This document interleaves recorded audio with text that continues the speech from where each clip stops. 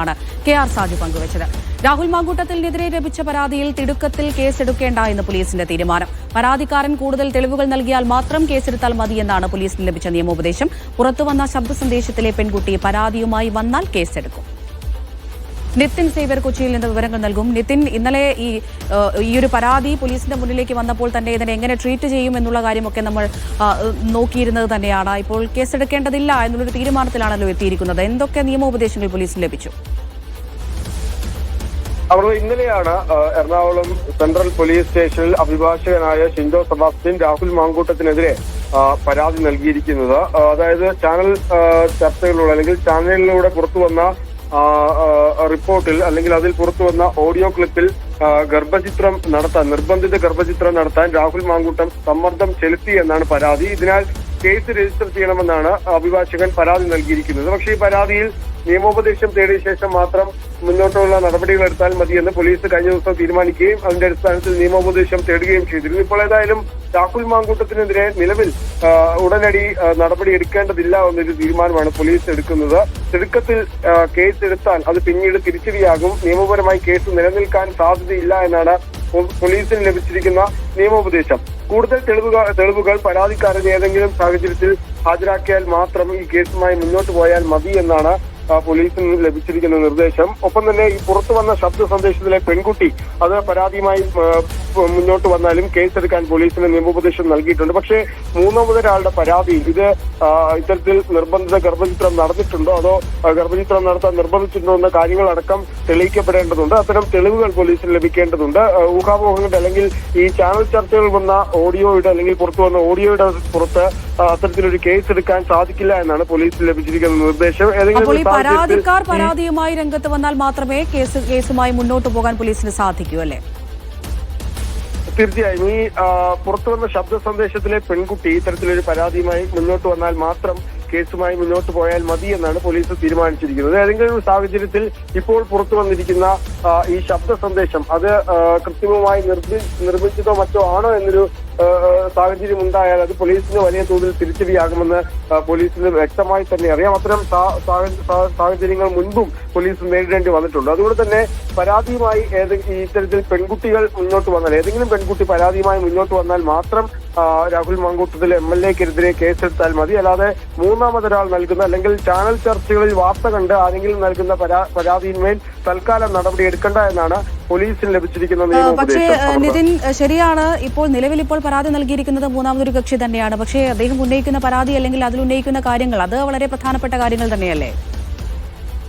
തീർച്ചയായും അദ്ദേഹം ഉന്നയിച്ചിരിക്കുന്ന പരാതിയിൽ ഏതെങ്കിലും തരത്തിലുള്ള തെളിവുകൾ അദ്ദേഹം ഹാജരാക്കിയാൽ ആ തെളിവുകൾ കൃത്യമാണ് അല്ലെങ്കിൽ സത്യമാണ് എന്ന് പോലീസിന് ബോധ്യപ്പെട്ടാൽ കേസെടുക്കാമെന്ന് നിയമോപദേശം നൽകിയിട്ടുണ്ട്. പക്ഷേ ഈ പരാതി നൽകിയാൽ അതുമായി ബന്ധപ്പെട്ട തെളിവുകൾ കൂടി പോലീസിന് നൽകണം. ഈ ഓഡിയോ സന്ദേശം കേട്ട് മാത്രം നടപടി കേസെടുത്ത് FIR രജിസ്റ്റർ ചെയ്ത് കഴിഞ്ഞാൽ പിന്നീട് പ്രത്യേകിച്ച് പോലീസിന് ലഭിച്ചിരിക്കുന്ന നിയമോപദേശം AI അടക്കമുള്ള വലിയ സാധ്യതകൾ നിലനിൽക്കുന്ന ഒരു സാഹചര്യമാണ്. അപ്പോൾ അത്തരത്തിൽ ഏതെങ്കിലും തരത്തിൽ ഈ ഓഡിയോയുടെ ആധികാരികത സംശയിക്കപ്പെട്ടാൽ അത് പിന്നീട് വലിയ തിരിച്ചടിയാകും. പ്രത്യേകിച്ച് ഒരു ജനപ്രതിനിധി MLA-ക്കെതിരെയാണ് കേസ് വന്നിരിക്കുന്നത്. അപ്പോൾ അത്തരത്തിൽ ഏതെങ്കിലും ഒരു സാഹചര്യത്തിൽ മൂന്നാമതൊരാളുടെ പരാതിയിന്മേൽ കേസ് എടുത്തു കഴിഞ്ഞാൽ അത് പിന്നീട് വലിയ തിരിച്ചടി പോലീസിന് സേനയ്ക്കുണ്ടാക്കുമെന്ന് കൃത്യമായ ബോധ്യം പോലീസിന്റെ തലപ്പത്തുള്ളവർക്കുണ്ട്. അതുകൊണ്ട് തന്നെ ഒന്നുകിൽ ഈ പരാതി നൽകിയ അഭിഭാഷകൻ അതിന്റെ കൃത്യമായ തെളിവുകൾ പോലീസിന് നൽകണം. അദ്ദേഹത്തിനുള്ള തെളിവുകൾ നൽകാൻ പോലീസ് ആവശ്യപ്പെടും. അല്ലെങ്കിൽ ഈ പെൺകുട്ടി ഈ ഓഡിയോ ക്ലിപ്പിൽ പറഞ്ഞിരിക്കുന്ന അല്ലെങ്കിൽ ആ ശബ്ദത്തിലുള്ള പെൺകുട്ടി നേരിട്ട് ഇത്തരത്തിൽ രാഹുൽ മാങ്കൂട്ടത്തിലെ MLA തന്നെ ഗർഭചിത്രം നടത്താൻ. ശരി, നിതിൻ തുടരൂ. ഇപ്പോൾ CPM നേതാവ് അഡ്വക്കേറ്റ് KS അരുൺകുമാർ ടെലിഫോൺ ലൈനിൽ ചേരുന്നുണ്ട്. ശ്രീ അരുൺകുമാർ, നമ്മൾ കണ്ടതാണ് രാഹുലിനെതിരെ പുറത്തു വന്നിരിക്കുന്ന ശബ്ദ സന്ദേശങ്ങൾ ഉൾപ്പെടെ നമ്മൾ കേട്ടതുമാണ്. ഇതിന്റെ ഒരു നിയമവശം എങ്ങനെയാണ്? നിലവിൽ ഇപ്പോൾ നൽകിയിരിക്കുന്ന പരാതിയെ അതിന്മേലുള്ള കേസെടുക്കുക എന്നുള്ളത് പോലീസിന് എത്രത്തോളം സാധ്യമായ കാര്യമാണ്? ഇപ്പോൾ ഞാൻ മനസ്സിലാക്കുന്നത് ഈ ആരോപണവുമായി ബന്ധപ്പെട്ടുകൊണ്ട് വിക്ടിം ആരും ഡയറക്റ്റ് പോലീസിനെ അപ്രോച്ച് ചെയ്തതായിട്ട് ഞാൻ മനസ്സിലാക്കുന്നില്ല. ഇവിടെ ബാലാവകാശ കമ്മീഷനും അതുപോലെ എറണാകുളത്തെ സെൻട്രൽ പോലീസ് സ്റ്റേഷനും മുമ്പിൽ അഭിഭാഷകർ കൊടുത്ത ഒരു പരാതിയാണ്. അതൊരു പബ്ലിക് പേഴ്സൺ എന്ന രൂപത്തിൽ ഇത്തരത്തിൽ ഒരു ഒഫൻസ് അഗൈൻസ്റ്റ് പബ്ലിക്, സമൂഹത്തിനെതിരായിട്ടുള്ള ഒരു കുറ്റകൃത്യം എന്ന രൂപത്തിൽ കൊടുത്ത പരാതി എന്ന രൂപത്തിലാണ് ഞാൻ മനസ്സിലാക്കുന്നത്. ഇപ്പോ ക്രിമിനൽ കേസിന്റെ ഒരു പൊസിഷൻ തന്നെ ഒരു ക്രിമിനൽ ആക്ടിവിറ്റി നടന്നു എന്ന് ബോധ്യപ്പെട്ടാൽ ആർക്കും കംപ്ലൈന്റ് കൊടുക്കാം. അത് ജനറലായിട്ട് അത് പോലീസിന്റെ ശ്രദ്ധയിൽപ്പെടുത്താൻ എല്ലാവർക്കും അധികാരമുണ്ട്. ഇന്നലെ ചില പ്രധാനപ്പെട്ട ചാനലുകളിൽ പുറത്തു വന്ന ഓഡിയോ ക്ലിപ്പിംഗ്, അതുപോലെ തന്നെ മെസ്സേജുകൾ, അതിൽ നിന്ന് വ്യക്തമാക്കുന്നത് ഒരു പെൺകുട്ടി പ്രഗ്നന്റ് ആയിരുന്നു. അതുപോലെ തന്നെ അതിനുശേഷം അബോർഷൻ നടത്താനുള്ള പ്രേരണ, അതിലുള്ള ഒരു സമ്മർദ്ദം, അവസാനം അബോർഷൻ നടത്തിയോ അതോ ഇപ്പോഴും പ്രഗ്നൻസി പെൻഡിങ് ആണോ എന്നുള്ള കാര്യത്തിൽ ക്ലാരിഫിക്കേഷൻ ഇല്ല. അത്തരത്തിൽ ആ കുട്ടിക്ക് ഒരു ജനിച്ച കുട്ടിയുടെ എല്ലാ അവകാശം തന്നെ അമ്മയുടെ ഗർഭപാത്രത്തിലുള്ള കുട്ടിക്കുമുണ്ട്. അപ്പൊ ആ കുട്ടിയെ നിർബന്ധപൂർവ്വം അബോർഷൻ നടത്തിയിട്ടുണ്ടോ അതോ ആ കുട്ടി ഇപ്പൊ ജീവിച്ചിരിക്കണ്ടോ എന്ന് അറിയാനുള്ള ഒരു ഉത്തരവാദിത്വ അവകാശം എല്ലാ പൗരന്മാർക്കുമുണ്ട്, അത് സ്റ്റേറ്റിനുമുണ്ട്. അപ്പൊ ആ ഒരു സാഹചര്യത്തിൽ ബാലാവകാശ കമ്മീഷൻ ഈ വിഷയത്തിലേക്ക് ശ്രദ്ധ ചെലുത്തി അന്വേഷണം നടത്തണമെന്നാണ് ഒരു പരാതി. മറ്റൊരു പരാതി ഇതിലൊരു ക്രിമിനൽ ആക്ടിവിറ്റി കൃത്യമായിട്ട് അന്വേഷിക്കണം എന്നതായിട്ടാണ് ഞാൻ മനസ്സിലാക്കുന്നത്.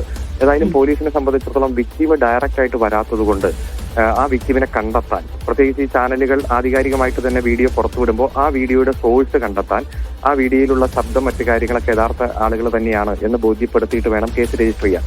അല്ലാതെ നേരിട്ട് കേസിലേക്ക് വന്നാൽ ഇതിൽ തന്നെ പ്രതിക്ക് രക്ഷപ്പെടാനുള്ള കുറെ പഴുതുകളാവും. ഞാൻ മനസ്സിലാക്കുന്നത് പോലീസ് ഇതിൽ എഫക്റ്റീവായിട്ടുള്ള പരിശോധന, പ്രാഥമികമായിട്ടുള്ള പരിശോധന നടത്തിക്കൊണ്ടിരിക്കുകയാണ് എന്നതാണ് ഞാൻ മനസ്സിലാക്കുന്നത്. ഏതായാലും ഇത്തരത്തിലുള്ള കുറ്റകൃത്യങ്ങൾ പൂർണ്ണമായി നിയമത്തിന്റെ മുന്നിലേക്ക് കൊണ്ടുവരണം.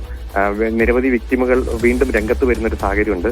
മാധ്യമങ്ങളിലൂടെയോ പൊതുമണ്ഡലത്തിൽ മാത്രം ഇത്തരം ആരോപണം ഉന്നയിച്ചിട്ട് കാര്യമില്ല. അത് നിയമ സംവിധാനത്തിന്റെ കീഴിലാണ് വരേണ്ടത്. കാര്യം ഒരു ജനപ്രതിനിധിയാണ്, യുവജന നേതാവ് എന്ന രൂപത്തിലാണ് പ്രതിയുടെ സ്ഥാനം. അതുകൊണ്ട് തന്നെ പല സമ്മർദ്ദവും പല തെളിവുകളും ഇല്ലാതാക്കാനുള്ള ശ്രമം. ഇന്നലെ തന്നെ ഒരു ട്രാൻസ്ജെൻഡർ ഒരു ചാനലിൽ ചർച്ചയിൽ പങ്കെടുത്തുകൊണ്ടിരിക്കുമ്പോൾ തന്നെ ആ ട്രാൻസ്ജെൻഡറെ ഈ കേസിൽ കുറ്റാരോപിതനായിട്ടുള്ള യുവ MLA ഫോണിൽ വിളിച്ച് നിർത്തണം, ചർച്ചയിൽ നിന്ന് തന്നെ പിരിഞ്ഞു പോകണമെന്ന് നിർബന്ധിക്കുന്ന സാഹചര്യവും അതിന്റെ സ്ക്രീൻഷോട്ട് ആ ചാനൽ തന്നെ പുറത്തുവിടുന്ന സാഹചര്യമൊക്കെ ഉണ്ടായി. അതുകൊണ്ട് നിയമത്തെ വളച്ചൊടിക്കാനും തെളിവുകൾ നശിപ്പിക്കാനും ഇതിലെ വിക്ടിമുകളെയും സാക്ഷികളെയും ആക്ഷേപിക്കാനും അതുപോലെ ഭീഷണിപ്പെടുത്താനുമുള്ള ശ്രമം നടക്കുന്നു. ഇപ്പൊ കോൺഗ്രസ് നേതാക്കന്മാരെല്ലാം പല വനിതകളെയും എല്ലാം സമൂഹ മധ്യത്തിൽ അപകീർത്തിക്കപ്പെടുത്തുന്ന പ്രസ്താവനകൾ നടത്തുന്നതായിട്ടും ശ്രദ്ധയപ്പെട്ടു.